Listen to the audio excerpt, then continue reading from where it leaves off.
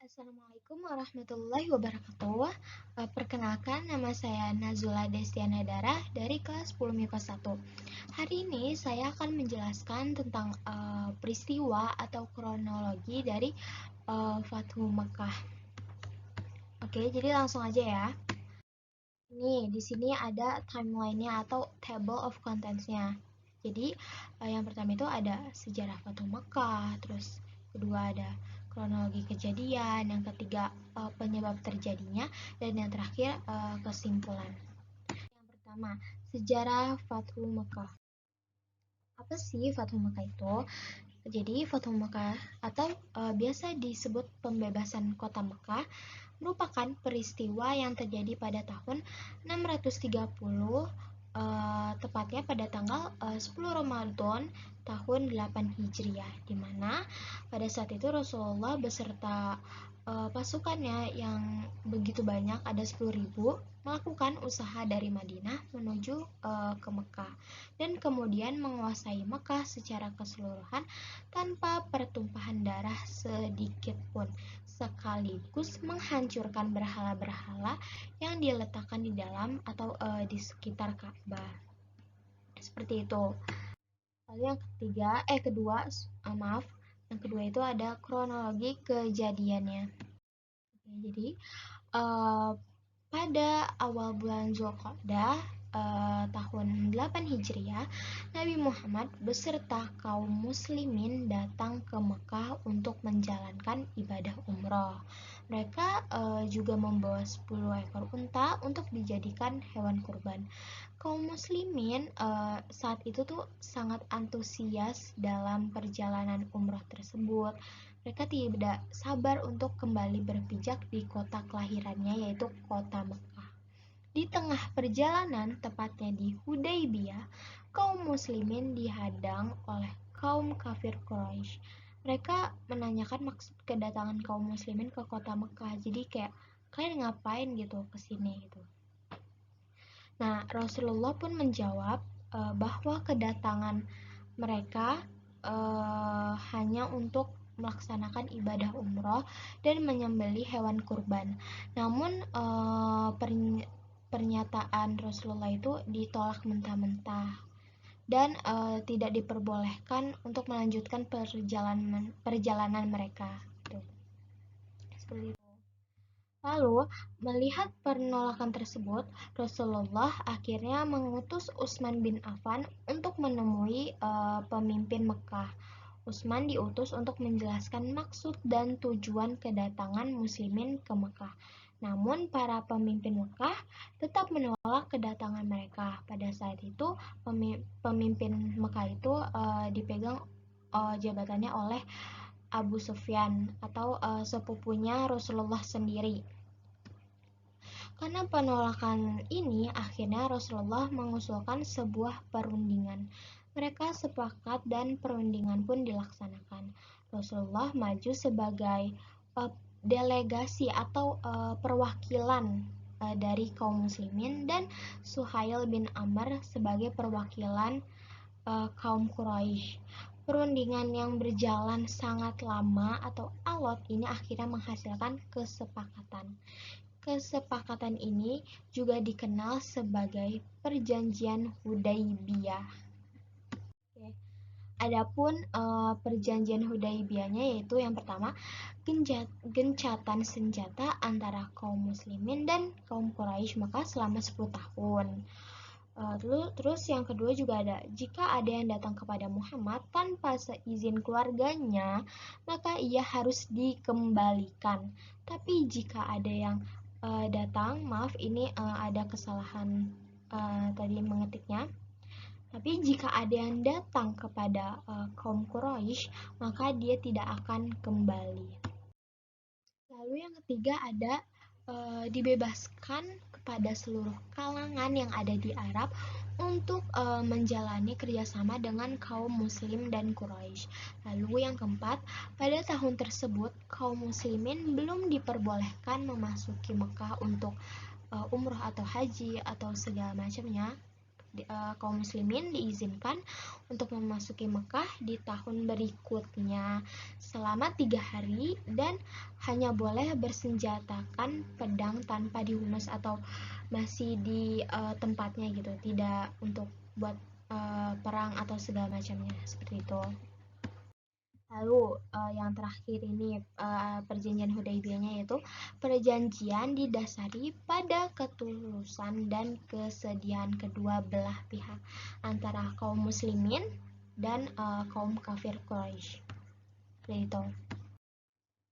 Nah, ini singkat cerita, setelah 20 hari menjalankan ibadah umroh di Mekah, akhirnya Rasulullah dan para sahabat kembali ke Madinah.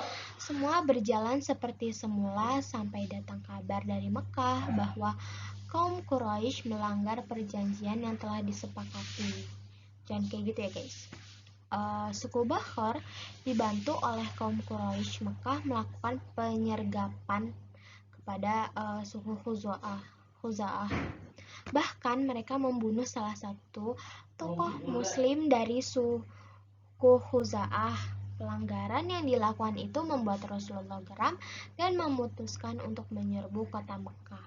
Kaum Quraisy yang menyadari pelanggaran tersebut akhirnya mengutus Abu Sufyan ke Madinah untuk melakukan diplomasi. Lalu setelah itu Abu Sufyan bahkan menemui beberapa sahabat Rasulullah seperti Ali bin Abi Thalib dan Utsman bin Affan. Namun kaum muslimin tidak menghiraukannya. Karena putus asa tidak bisa melakukan diplomasi dan kaum muslimin, Abu Sufyan pun kembali ke Mekah. Rasulullah bersama pasukannya pun bersiap untuk memasuki kota Mekah. Setelah bertahun-tahun, jumlah pasukan Rasulullah semakin besar, semakin meluas. Sebanyak 10.000 pasukan siap datang ke Mekah untuk melakukan pembebasan. Rasulullah membagi pasukannya ke jalan yang berbeda ketika pasukan muslim menyerbu Mekah. Kaum Quraisy hanya bisa pasrah pada saat itu. Mereka tidak mampu melawan pasukan muslim yang sebesar itu. Makanya disebut pembebasan kota Mekah karena memang tujuannya seperti itu. Abu Sufyan dan pemimpin Mekah lainnya menyerah kepada Rasulullah. Akhirnya Rasulullah bersama pasukan muslim pun menang dan berhasil menguasai Mekah tanpa pertumpahan darah. Rasulullah mengampuni seluruh penduduk Mekah dan melarang pasukannya melakukan pertumpahan darah juga. Pada 17 Ramadan tahun 8 Hijriah, Mekah dibebaskan dari kaum Quraisy Mekah. Peristiwa ini kemudian disebut dengan Fathu Mekah. Saat itu juga berhala-berhala di sekitar Ka'bah dihancurkan.